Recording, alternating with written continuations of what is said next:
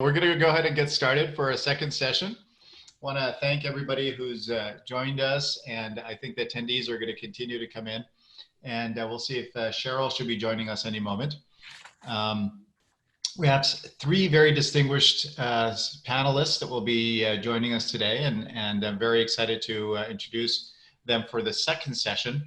I'd like to start with somebody who I get to work with quite a lot and who works locally in our school district.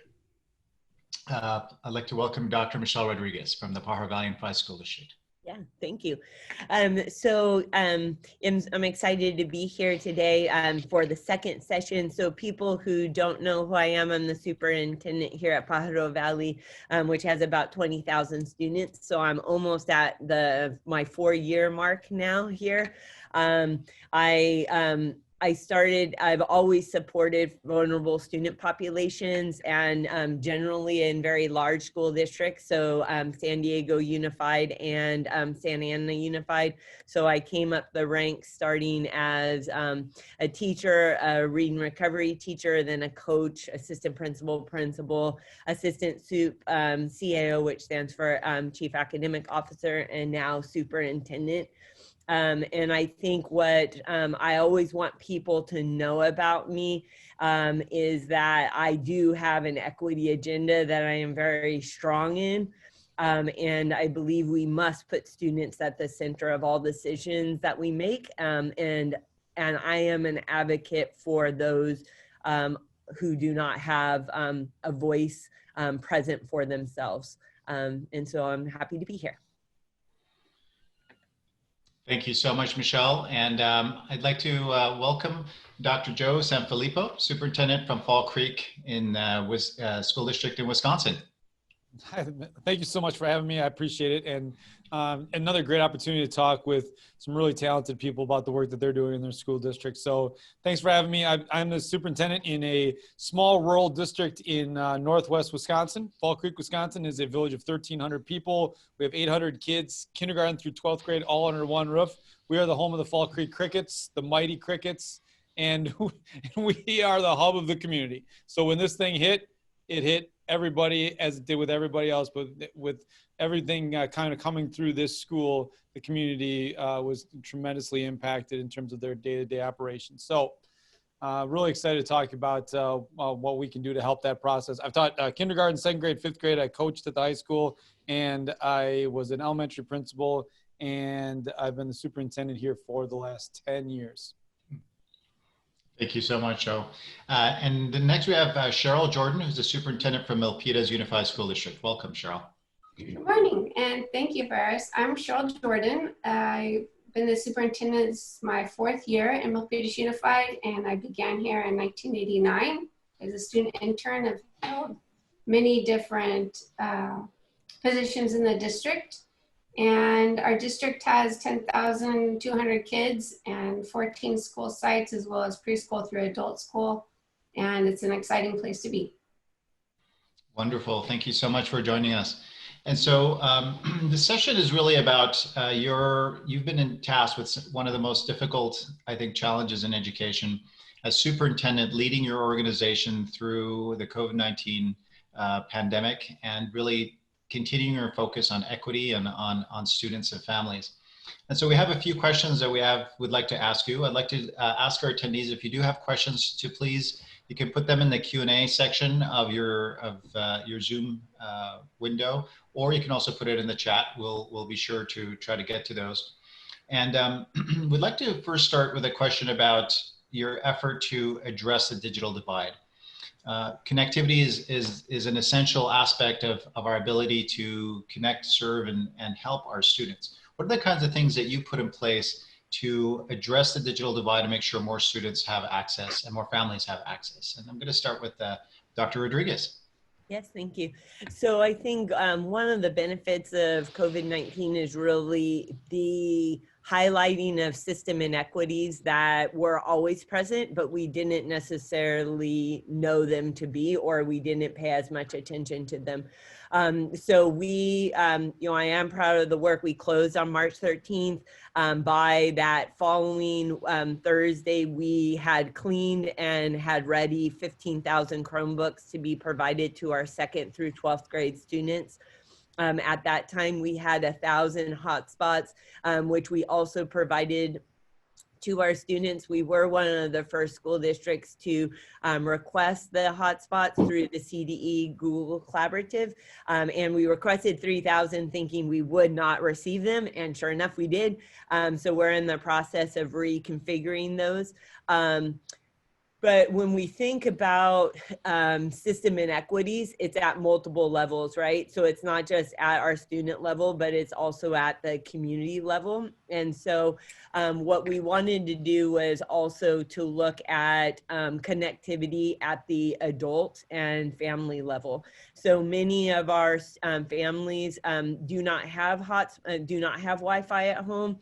And so through the partnership with the County Office of Education, with Dr. Sabbah and Jason, and then my team here led by Dan Weiser, we worked with Cruise.io, and Cruise.io went in and helped to support the hooking up of Wi-Fi within the home, so that they could really have that support in terms of that. And then just really quickly, we did a tiered system of support for our non-participators, because it's not enough for them just to have access to the curriculum. They have to actually engage with it as well. Thank you so much. Cheryl, would you like to share a little bit about your efforts? Yes, we have a really future forward looking tech director, Mr. Chen Song. And fortunately, because he was looking at systemically how we can make sure that we have Chromebooks and moving towards having a one-to-one, we had the Chromebooks, we hadn't provided them to all of the students. So within 4 days of launching our MUSC Educate Everywhere, we passed out 1,500 Chromebooks, and by the end of the 3rd week, we had passed out 4,031 Chromebooks, and took advantage of the COVID-19 to launch a one-to-one initiative at Milpitas High School, which is our comprehensive high school. We found that in COVID-19, there are a lot of challenges, and as we take those challenges as opportunities to reinvent ourselves, we see glaringly that the digital divide is real, and that we need to do what we can to advocate that every resident of a community has Wi-Fi access, much like they have PG&E or water. And to that end, we're working with the city and tapping into the county for possibilities of what we can do for that initiative. In the meantime, we did a patchwork of hotspots, asking neighbors to provide guest accounts for those students who didn't have it, and even going up into the Calaveras Hills and rigging up a Wi-Fi for a family of 13. So we've done everything possible to make sure that everyone has a connection and a device. Thank you so much. And Joe, tell us about your efforts in Falls Creek. You're muted. So the first thing that we wanted to do with our families is just, and we've talked to our staff about this, is the one thing that we keep coming back to is COVID-19 has really brought 2 things to the surface, and that is, how old do you know your kids, and what are you willing to do for them when they're gone? So the thing that we realized in having those conversations was, first of all, what do our kids need in terms of, food, shelter, any connection to other, from a job perspective, some care, whatever the case may be. But the other thing was how many are connected, and what do we need to get them connected? And so we were already a one-to-one school. So we were one-to-one from 2nd grade to 12th grade, and had enough iPads to provide those to kindergarten and 1st grade as well. So the thing that we found in those conversations were the connection didn't have to be a digital connection. It just had to be a connection with the younger kids. The older kids really needed the digital connection. So that's where we started and spent most of our time. So within the first, couple of days, we had all of our devices were deployed, and we had hotspots to every person, every family that had requested a hotspot. We had given them a hotspot. The problem that we have in rural Wisconsin is there are a number of different hills, and you're out in the woods, and there's just not, if you can't get cell service, you're not going to be able to connect online. You're certainly not going to be able to connect online in terms of a video chat. So even if you could connect online to do some Google Classroom stuff or whatever the case may be, you're still not going to be able to get the video opportunity. So we had to make sure that we could get them what they needed at the time, even if it wasn't exactly what we would have hoped they would have had at the time. Thank you so much, Joe. When it comes to distance learning and the change in instructional methodologies from face-to-face education, obviously it raises a lot of challenges, and to make it effective, to make it appropriate and equitable for our students is one of the biggest challenges that we're facing right now. Cheryl, could you share a little bit about what you put in place to improve the quality and effectiveness of your instructional learning methodologies in this new format? Yes. I like to describe what we did with the metaphor of taking the backpack with the little that we know, jumping out of an airplane and relying on each other to get down safely. And what that means is, colleague to colleague, we tapped into each other's expertise and provided workshops online, which dealt with just the simple, how do you use Google Classroom, to colleagues sharing with each other how they created a teacher learning studio within their home and what kind of apps they found most appropriate for the different grade levels, such as Seesaw for early years. And of course, Khan Academy has been around for a long time, but that was another one. And then how you use Zoom and Google Meet in order to provide students with an opportunity to engage. And we had examples of kindergarten teachers teaching whole class at the same time that we shared with other colleagues. So really we're building up a robust program of colleague to colleague where we're capturing what is being shared in video so that then it's ready for on-demand learning. Thank you so much, Cheryl. Joey, would you like to go next? Yeah, absolutely. Thank you so much. So the thing that we found ourselves in as good a position as I think we could have been is we moved this year to a situation where you don't get any snow. We get snow. So when we get snow, we shut down for days at a time, or it's not even as snow as much as it is cold. And like last year we had 6 days in a row where it was -40 with the wind chill. And so we had to figure out ways that we could still deliver services when kids weren't at school. So we started developing a snow day opportunity where kids could still have access and to learning opportunities throughout the course of the day, even if we weren't here. So those platforms had already been built before COVID-19 had struck.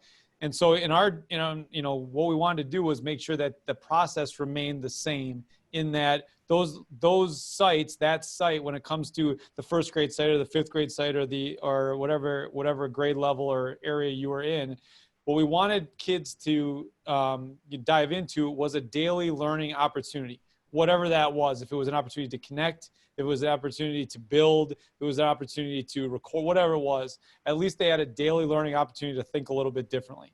And so we kept that in the back of our mind, because we still wanted to stay connected to kids, but it did change the instructional methodology of what we were doing, because it allowed kids to really explore, their passion through a process that we had already established, because it was there that they had seen before when it came to the snow day opportunities. So that's kind of where we started.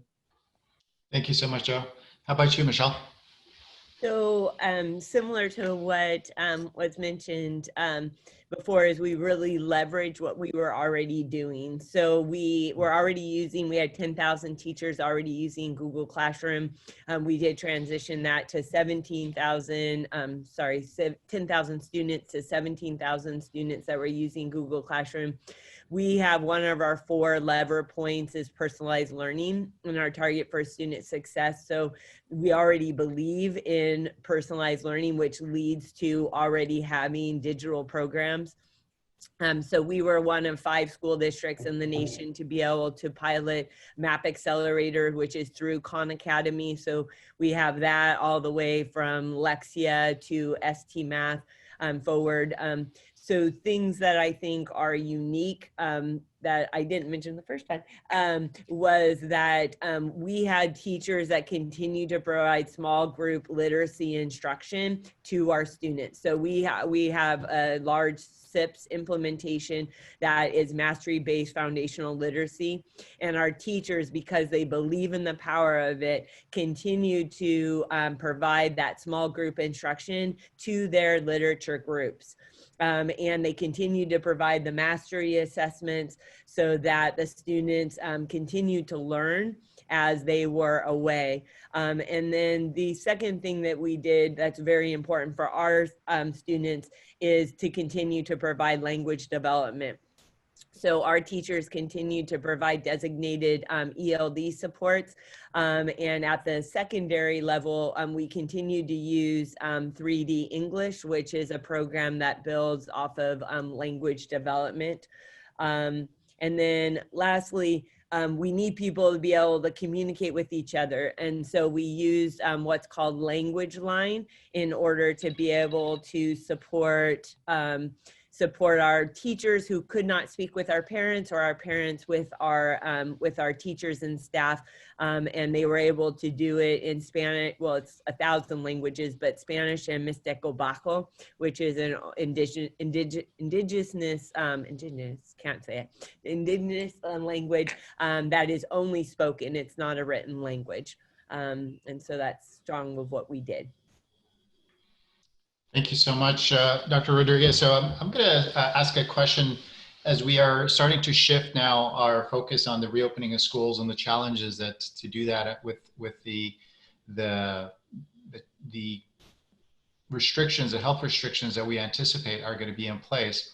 I was hoping you could share a little bit about your process in terms of for the reopening of schools and how you're preparing for the different possibilities that could exist. And I'm going to put it back to Rodriguez, and then we'll go to Joe and then Cheryl. Yeah, so great. So here in PVUSD, there's actually 2 parallel processes that are occurring simultaneously. So starting in March, when we closed down all of our schools countywide through the leadership with Dr. Sabbah, we and all the superintendents, so all 10 of us get together. He holds a meeting with us every Monday and Friday, and we are consistent. All 11 of us are on the line, and we ensure that we are trying to really focus as a county on moving in the right direction for students. So we have that process, and I appreciate the great brainstorming and problem solving that happens. Also with me being the largest school district and having 2,500 employees, which I have to personally care about with the 20,000 students, we do have a parallel process that's happening simultaneously. So we've had about 50 stakeholders that have been there from the beginning, helping to support the plan. Because of the survey that was put out, we do have we have multiple strands. So we have our options for high risk, medium risk, and low risk. All those risks are based on 4 key areas, which we've identified, ensuring that we are caring for the health and safety of our students, parents, community, and staff, that we are looking firsthand at system inequities, right? That we are building the plan from our most vulnerable student at the center of the plan and then building out from there. that we are ensuring that new learning is continuing. This year included, we wanted to make sure that our students, it was not about review, it was not about enrichment, it was about new learning, continuing to learn, because if they don't learn through us, many of our students would not learn, continue to learn. And then lastly, communication, reciprocal communication. So how do you not only get the information out, but how do you also receive the feedback in? We call it 360 degree communication. And so through that, we have various models. The model I just want to focus on is we do have about 20% of our staff and 20% of our parents who want a distance only version, either because of health risk or because of concerns for safety. And so we will have a K-12 virtual academy that will be an option, as well as hybrid and in-person. Going back to my comment on early literacy, we will be focusing significantly on TK to 2, TK3, because I do believe that our youngest students need significant support in foundational literacies and also conceptual math. Thank you so much. Joe, would you like to share your plans? Absolutely. And I think that ours are they really kind of come down to 3 different components, and whether or not, obviously we're going to be able to go full start with precautions, obviously go to, obviously distance learning only, or the blended model in between. So we've taken a look at 7 different models that would be provided to people. And then we would go with one of those. Any of those models could be anything from in to out to, some days in, some days out, multiple days per week or weeks at a time, or, going, face to face through Thanksgiving, and then coming back after the 1st of January, after New Year's. So little things like that, where we're just trying to provide as many opportunities. The thing that we keep coming back to is we have to be comfortable with being uncomfortable. And we don't know the answer at all. We don't know what we're going to be allowed to at some point. So our job has been to just make sure that we communicate what we know. And we've talked about before the idea that in the absence of knowledge, people tend to make up their own. So we want them to keep coming back to us as the knowledge base of what we're doing. And so when we know that different updates are coming up in terms of what's allowable, then we make sure that the families know when those updates are going to come forward. So there's not a ton of questions in the middle. So, but we're still in the middle of I believe it'll be the blended approach. I just don't know which blend it's going to be at this point. Thank you so much, Joe. Cheryl, tell us about Milpitas. Okay. Joe and Michelle talked about the hybrid models, and we will be doing something similar and phasing into 2021 with 100% distance learning for the first month, so we can make sure that all of the kinks are worked out in our plans, and the teachers have the opportunity to meet one-on-one with students and with parents for onboarding. Our strategic goal number 1 in MUSD is building a culture of we, and that has many facets, which I won't go into, but one of them is the obvious one of including people and being sure to communicate a lot and frequently.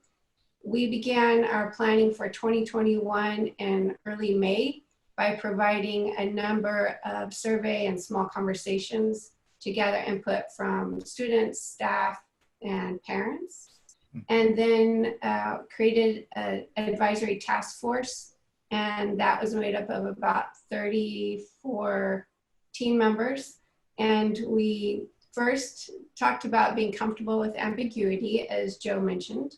We also talked about the importance of planning for change and not perfection, because no matter what plan we come up with, it's not going to be perfect. So we have to be ready to pivot, and we have to be able to take the foundation of our scenarios and build based on whatever the public health department advisories are on August 13th, when school officially opens again for the year. And we also have our 5 values, which are in front of all of the planning, and that's health and safety, balancing the needs of our parents, staff, and team members, being flexible, making sure there's equitable access to quality learning experiences, and also social emotional learning. In building out, we presented at the last board meeting what the direction is that we're moving and shared the 3 different hybrid scenarios for elementary, middle, and high school. And now we're working out details everywhere from systems and operations to social emotional support for students. And we have 158 people who are working in those subcommittees. And that is another way of ensuring that everybody who wants to have not just a voice, but also wants to be a part of the planning can do so. Thank you, Cheryl.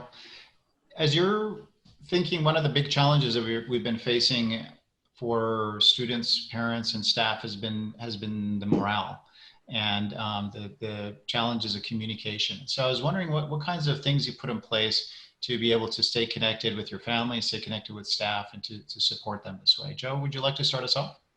Yeah, absolutely. So I think the thing that we needed to keep in mind with our group is just making sure that these kids have a daily connection to their school, whatever that connection is. If that's a call, if that's a chance to connect online, if that's an email, if that's a text, whatever, at least they have a daily connection to their school to make sure that we can continue the process, you know, moving forward, which has been really helpful because it really focused us on making sure that we knew where kids were in the process and that everybody had somebody to connect to school with, which was great. And so I think that was the first part of what we kept working through. The other thing was, how are we continuing to be as consistent as we possibly can with the communication, not only with what we're saying, but when we're saying it. So every morning since the lockdown, we've been going on our Facebook page to read multiple stories and just keep kids engaged by doing some ridiculous magic tricks. But the idea was to kind of give parents something at least every day at 8 o'clock that's consistent in terms of what they can come back to for school. And in doing that, we've really been able to make sure that they stay engaged as much as possible. And obviously we've seen a decline, I'm sure that everybody has, in terms of the amount of time that they've spent online from when we first started to where we ended. But at the same, when we consider that, we still have to make sure that there's a daily connection to kids, from kids to school. And that's really kind of drives the conversation about making sure that we're consistent with the message. Thank you, Joe. Michelle, would you like to share? Sure. So I think, like Joe mentioned, consistency of message has been really important to us. So we have released over 80 different communications in the last 3 months. So if you think about that, that is almost one every other day, if not sometimes multiple times. And we've tried to look at different means. So what we found was that when I was doing videos in English and Spanish, and we did do them in Mixteco Bajo, I'm bilingual, but not trilingual. And then those videos really help connect people to the work. We also have something called Ask Dr. Rodriguez, where people weekly submit questions to me. And so I try to be like clockwork. About 6 p.m. on Friday, I release the FAQs to everyone on what that is. 2 times a month, we do what's called Conversations with the Superintendent that I used to do weekly with staff. Now I do twice a month with all community around topics in which they find is important. But just going back to why the consistent communication and is because that then helps us to be able to pivot and know exactly the direction we're going. And so when we did our survey with our staff and with parents, and the number was the same, which was interesting, but 86% of both staff and 86% of parents and community said that they highly agreed with of knowing the direction we were going and that it was a consistent message. And I think that is very important because it gives people something to anchor onto through a lot of change. And so, we're proud of that work. And just really quickly, Joe, are you going to show us your magic trick? Your magic trick. The first session saw a magic. It was a highlight, Joe. I think we would love to see it. So yeah, I got you. So well, and the reason that I do them, and the magic tricks are awful, but the reason that I do them is because what ended up happening is I do these magic tricks with people and the kids, and then they say they always figure out the magic trick. Like if I wanted to bend this spoon right here, you see the spoon, I can bend this spoon with my mind. I can just be, oh my goodness, what in the, yeah. So like I just bend the spoon. It's fantastic. This is what I do. But then they call or they text after and they're like, you're not magic. You're not magic. I saw the duct tape on that spoon. You're not magic. And I'm like, well, you're going to have to come back tomorrow and find out. And then they come back and they come back and they come back. But it also gives parents at least some time to break away for a half hour and get their own stuff done. And we tell them every time we start that morning with, hey, parents, go away. Go away. Go get your coffee. Go check your social. Go walk around the house. I got them. I got them for a half hour. I got them. So just go. And I think I don't know if they do. Well, actually, some of them don't because then they comment on why they don't get the magic trick. That's another story we can talk about. Go ahead. Thank you so much. Thanks, Joe. How about you, Cheryl? Tell us about what you're doing to connect with your families. Okay. Our families include our team members. So first, every Friday, we had an MUSD team hall where we highlighted different members, students, with the work that they're doing. On our workplace, which is like a Facebook at work, we had teachers who posted examples of what they're doing to keep their kids engaged. And a couple examples I really liked is one, I have this fantastic world language teacher, Martha Chin, who has been really adept at using technology in her teaching way before COVID. And she would oftentimes share pictures of her students with their works. That was one way to keep engaged. Then I have a middle school teacher, Joyce Wayne, who asked her students, hey, would you like to wave hello to me? So she rode her bike to 100, I think she said it was about 140 of her students who wanted to see her. So I think it took her 5 weeks, but she saw all of her students that way. Then there's a typical house calls. And with our parents, what I love about COVID-19 is it's really shined a spotlight on what true, authentic parent engagement is. And I have a number of different family groups, parent groups that meet either weekly or monthly. And for example, we have our African Ancestry Success Community. And the first half of their weekly meeting is with myself and other teachers and administrators answering questions that they have and doing a check-in. And then we leave and parents continue to meet, and they've nominated a person who helps to facilitate. So they're building their own support for each other and how to work through distance learning and other things that come up in parenting. And then again, like Michelle said, we've put out so many communication points on social media, website, through our Parent Square. And in order to be engaged with people, it really boils down to communication. So the more opportunities we have to do that in a personalized way accelerates the relationship. Thank you.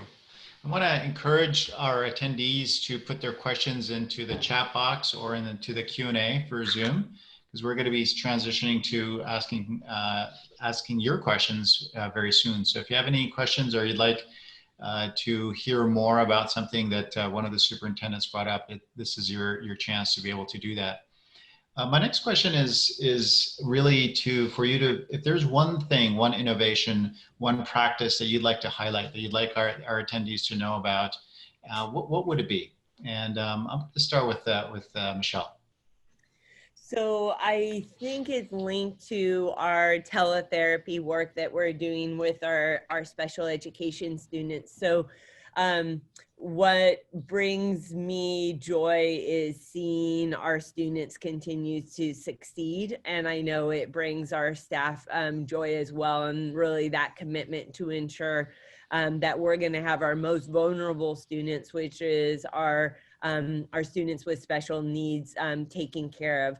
And so you'll see everything from our speech pathologists who have done Zoom sessions or Google Meet sessions with their students.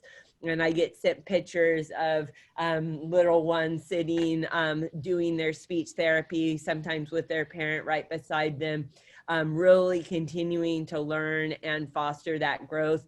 Everywhere to our adapted PE teacher, who at the beginning of our closure sent each one of her students a packet of materials so that they could continue to follow her on her YouTube channel.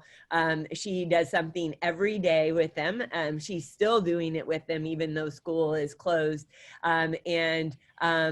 Joy is joy. And so because of that, she has people following her, including adults that never met her prior to this point. But because of the good work that she's doing and the continued work that she's doing, she's really moved that forward. And so I think teletherapy also in terms of social emotional support. So we have a connection with PVPSA, which is Pajaro Valley Prevention Student Assistance. And we also have our own social emotional counselors, and they are doing still therapy sessions with our students because we know that they are very vulnerable at this time, and continuing to support. Thank you so much. Cheryl, could you share one innovation that you'd like to highlight? So hard to pick one. I think our colleague to colleague that our Learning and Development Assistant Superintendent, Norma Rodriguez, developed with all of our teachers. And it's not just teachers, but also classified employees and our paraprofessionals. They really have shined, a number of them, because they are providing that one-to-one student support and support for teachers, and they're sharing with each other, and they're using the colleague to colleague as a platform to do that. Thank you. Mm-hmm. How about you, Joe? I think that, I don't know if it's the most innovative thing that we've done, but it's made the best impression in terms of connection. We started our own TV show. So every Tuesday and Thursday at 9 o'clock, we have the Go Cricket Show. I actually have it right here. Hold on a second. Ready?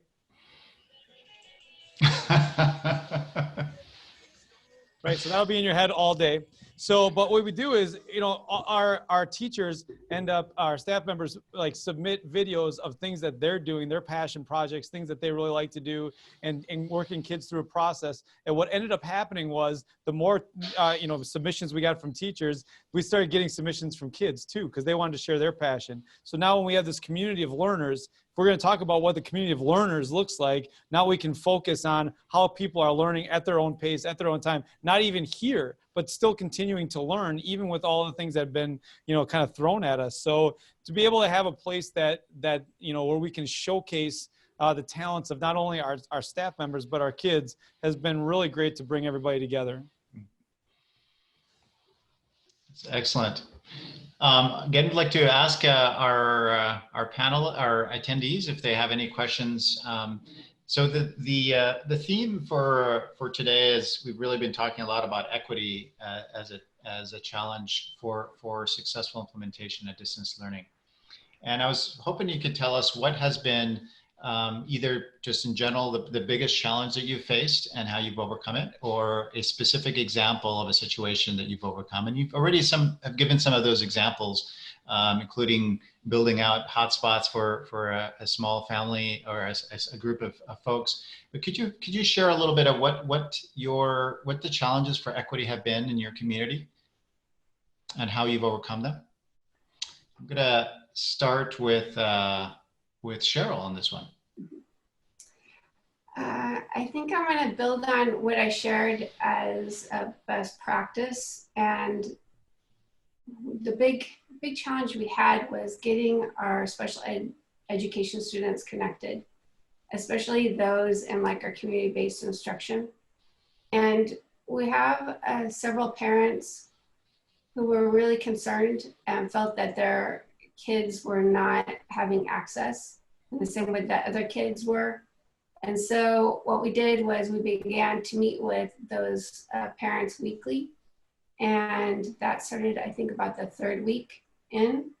And together with special ed teachers and administrators, figured out how we could provide each of the students with at least a daily connection with the teacher. And then also how to provide those parents with the support in working with their children, because we realized that now that these, and I'm speaking about our high school students with very special needs, and now that the child is with the parent for the full day, we realize that the parent needs to understand, needs to learn some of the ways that our staff helps to keep the kids directed and focused on what it is that they're trying to learn.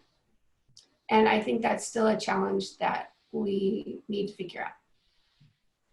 Thank you so much. Joe, what's a challenge, an equity challenge that you've worked hard to overcome? I think we're still in the midst of trying to figure, I think we're all in them still in the midst of trying to figure out how to overcome some of this stuff. But I think the biggest challenge, and maybe even one of the biggest opportunities for us, is understanding that finally coming to the realization that we try to teach way too much.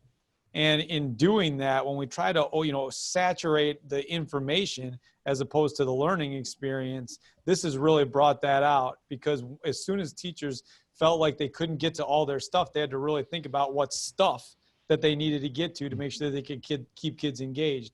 And so that's been a big get for our teachers and our students and our parents, because they've all seen school in a certain capacity. And, as we try to get away from, what sit and get really looks like and get into more creation, this has been one of those times where we had to really look in the mirror and say, were we really providing this prior to now? And if we're not, what does it look like moving forward? So I think that's the biggest thing. The other thing is that,